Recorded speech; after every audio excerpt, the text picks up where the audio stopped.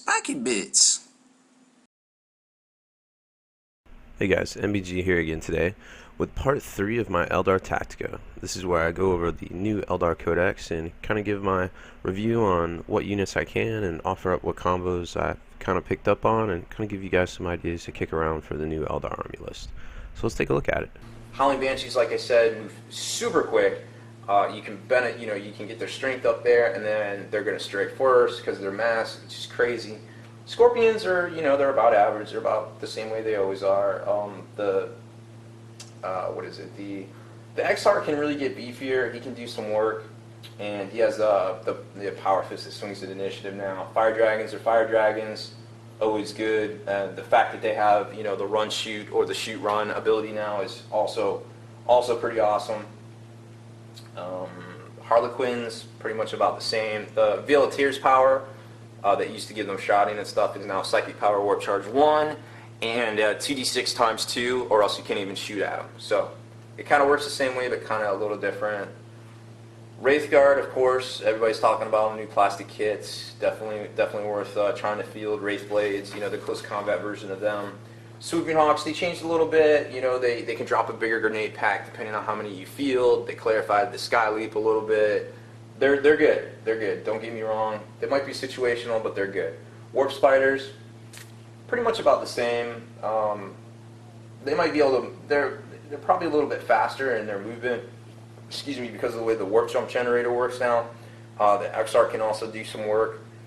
They have the power blades as well. Oh, Shining Spears. Let's talk about Shining Spears. These guys have straight up really got a super buff. So they can outflank. They have Skilled Rider. Remember, Skilled Rider, besides not having to roll for dangerous terrain, you get +1 to your Jink. And remember, Eldar jet bikes have that special move 24, and then they can turbo 24. They're the only ones that can turbo. Actually, no. They can turbo 36. Wow. Okay. So they can go almost 5 feet in one turn. They come on the board, and by the end of their turn, they can be 5 feet away. That's just crazy. Now, the Shining Spears count as fast attack, but of course you can take normal jet bikes. They count as troops. So think about that for taking objectives and contesting things, coming on, using the autark to keep them off as long as you can, and then they shoot on and contest objectives. They also have Shuriken, so they can Blade Storm. See where I'm going with this? It can get silly. So Shining Spears, back to them. They're decently pointed. Like I said, they can outflank. They have that cool Skilled Rider ability, so when they do turbo boost, they go from a 4-up to, So they go from a 4-up to a 3-up cover save when they turbo boost. Pretty good. The XArt can still get, the Star Lance. They all have laser lances, pretty much works the same, pretty much on the charge only. It's also worth, a strength 6 AP2 shot before you charge. Star Lance is strength 8 version, so good stuff there. The XArt has some pretty good abilities too, most notably hit and run. So you give him hit and run, it confers to the squad.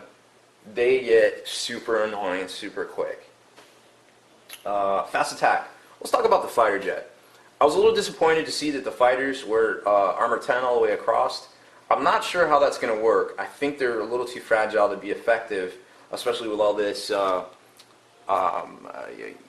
interceptor out there and a Tau and a this and a that. But granted, a lot of people aren't bringing as many flyers anymore just because of the fact that people have an answer for them now. So it's kind of one of those psych out things. Does it, do I bring it? Do I not bring it? Is it going to work? Is it going to not work? I think it's something as a dedicated anti-aircraft unit, it is going to shred the Crimson Hunter when it comes on. That being said, it's still really good. It's super maneuverable. It's probably one of the best air-to-air fighters out there with the Sky Hunter ability, where it gets to reroll if it doesn't pen, it can reroll the pen result, or the armor pen result. And you can upgrade to an XArt and get +1 ballistic skill. Good stuff there. I'm not sure if it's going to be effective. I think it might be a little hype right now. Got to see it on the tabletop. Viper Squadron. This can kind of get silly. You can kind of do the same combo. Take a scatter laser up top. If you hit, the Shuriken catapult or the Shuriken cannon underneath is now twin linked and also has the Blade Storm. They're pretty cheap for what they do, and they can be fielded in squads. So you can definitely deck out your fast attack choice pretty deep. with them really quick and still have Vipers running around. So it's kind of like fielding a whole crap ton of rending like you used to be able to do back in 5th edition. You have all these like rending-centric armies. Well, now you can kind of have a Bladestorm-centric army if you go heavy Wave Serpents or Falcons, or Wave Serpents, Falcons, and Vipers. You can just get crazy, like, and they're all high strength, so they're going to be able to take out light armor as well. So it just can get kind of silly. The other version of the fighter jet, the Wraith Fighter, it's good. It has some disruption in the fact that it can cast Terrify. It's got the Vector Dancer ability as well. I don't know. I mean, I think it's got the 2 heavy D-size, which are the blast versions of the Wraith Guard weapon. I think it's good, but I think if there's a dedicated anti-air unit on the board, it's probably not going to survive, just being that it's armor 10. Dark Reapers in the heavy slot are slow and purposeful, so they obviously wouldn't work very well with the new battle focus, but of course they don't have it because it wouldn't even work anyways. The support batteries are super cheap, super good, and I mean the heavy support slot is just crowded as crap right now. We got the support batteries, you got the Fire Prism that's super good, you got Warwalkers, which if you do the trick with the scatter lasers, also super cool. And Warwalkers change a little bit too. They're not open topped. Oh, they are open topped. Whoops. All right. Well, I take that back. You can field them in squadrons. You can get the scatter laser, shoot one scatter laser, and then shoot your other weapon. It's probably going to be twin linked. They got 5 up invulnerable. I'm not sure if they're worth taking. Just personally, you can give them a hollow field. They get an extra cover and all. They're probably going to be dudes in front of them, giving them a cover save to begin with. So you're probably going to get down to a 4-up cover save, but is it worth the points? I don't think so. Wraith Lord's good. He's cheap. He's like, half the points of a Wraith Knight.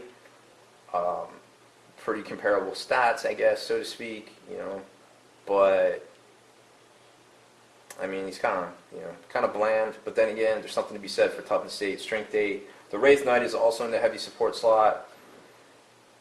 Strength 10, toughness 8. It has a couple different options. Ghost Glade, Scatter Shield, Sun Cannon, Scatter Shield, and then you can have, say you do go the Sun Cannon route, you put the Scatter Laser up top, so you try to make your Sun Cannon twin length. It just gets silly.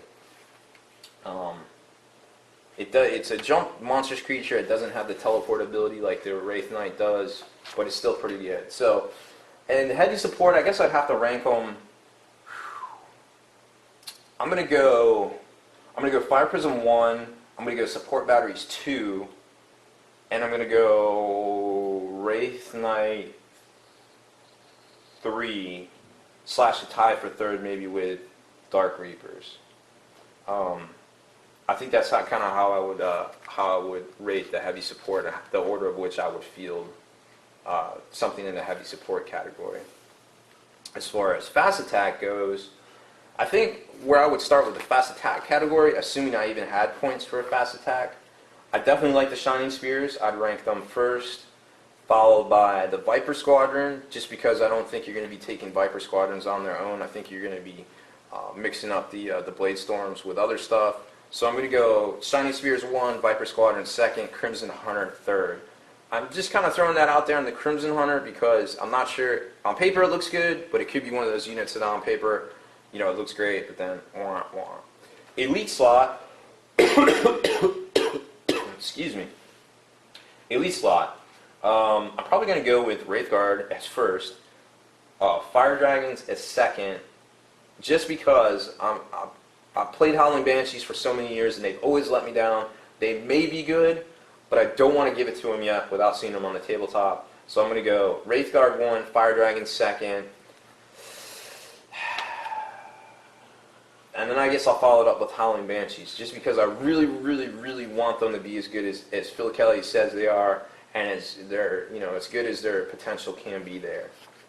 For troops, I'm going to get a little crazy, and I'm going to go Wind Rider Jet Bike Squads first, just because of their ability to not only have Blade Storm, but also provide disruption and really mess up the enemy's plans. Also come on and the 48-inch movement can really mess up some people's stuff.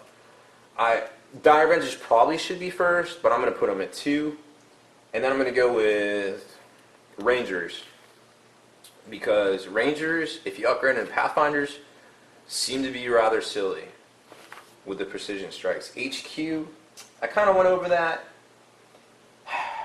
I would say named HQs, I'm going to rate Fugan number 1, Magarn Ross 2nd, and then I'm going to go Eldrad. Generic HQs, I'm going to go Autark first, just because his ability, he kind of like can help everybody else at the right time. Spirit Seer 2nd, Fire Seer / Warlock Council 3rd. In certain situations, obviously, the Avatar is definitely better than all 3. And that's pretty much it. I mean, let's see if I missed anything on the HQ, named HQs. I think that's pretty good. Those are my picks for how people are going to field them and take them, and just a couple of brief and also in-depth combo ideas there. Just food for thought. Keep stuff in mind. Obviously, there's going to be more combos out there when you start allying and getting different rolls on different psychic powers that the Eldar don't have access to themselves. So that's also going to be interesting. So anyways, my rant's over. Thanks for listening. Hopefully I made sense, and we'll see you next time. I'm MBG Rob Bear. Thanks for watching my video. Spiky Bits.